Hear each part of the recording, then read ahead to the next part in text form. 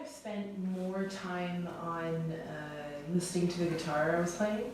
So Diana's One Night, I got the cheapest guitar I could find, electric guitar I could find, because I just wanted to make music and I was tired of playing acoustic guitar because my first album, Camphor and Copper, was very acoustic. And I was a little more angry, I was a little more anxious, and it was more about talking about the disruption of leaving home, leaving Canada and moving to France. And Radyo Siwel, I've been living in France for 10 years, I'm a little more comfortable in Europe, and it's more about really getting into finding my sound. So instead of having 50,000 guitar effects pedals, I only have 3 or 4 at most. I sort of listen to what my guitar actually produces, and I try to find a sound that is closer to that, but just amplifies it. And in terms of influences, because I'm working on Haiti as a topic, specifically Haiti between 1915 and 1934, I was definitely more influenced by Haitian rhythms, definitely more influenced by the peculiarity of some of the sounds. So like one instrument is like a horn instrument called Big Sense. And that's the one thing that if I had to change anything on the album, I would have that all over the place because it's great. It's a cardinal instrument. You can't hear anyone else. It's very specific to the island. It's endemic to the island. But it really produces melodies that aren't like a regular scale. And I kind of wanted to have something that was like that, but also very readable.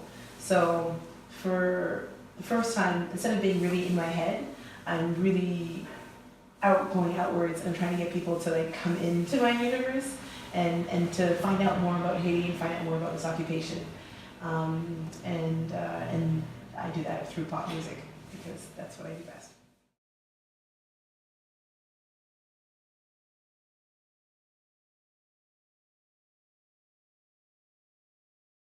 Well, actually, all of these albums are all compositions, and I have a couple of covers.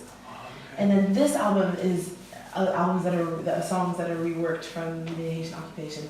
So, and it's honestly songs from the Haitian occupation. What I actually found out is that Haitians have a way of singing songs that are, like, it's kind of like a coded language of like picking a song to mean one thing and then singing in a certain context, because it kind of works like the Creole language. Haitian Creole is a very economic language because people had to learn it really quickly so they could band together and rebel and outwit the French Empire, which they did, so it worked out. But so these songs sort of work like, they're sung at a certain way, in a certain context, to have a very specific symbolism and very specific meaning. I thought it was really brilliant and it was very intricate. And so I tried to do my own sort of narrative and my own take on what would the experience of being occupied by a brutal military force would be like the American occupation of that time.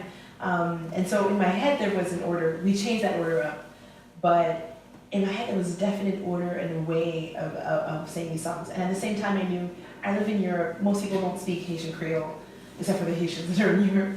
And I need these songs to still translate. And it was like a really big risk, a big gambit, because the label was like, yeah, okay, you sing in English and you sing in French, but singing only in Creole, you might alienate your audience and they might not get it. And I was like, no. I think this is the way we'll get the audience will specifically come in, because it's like when you're playing in, it's exactly the allegories that is if you're playing in a really busy cafe and nobody's listening and you start playing really quietly, everyone starts like lending their ear, like, what is she trying to say? So I thought, same thing with Creole. Instead of trying to be loud and be brash, all those messages were really loud on this record at times, to have something that is so specific that people would sort of pay attention to it. And at the same time, it's very broad, because there's more than 100 countries around the world have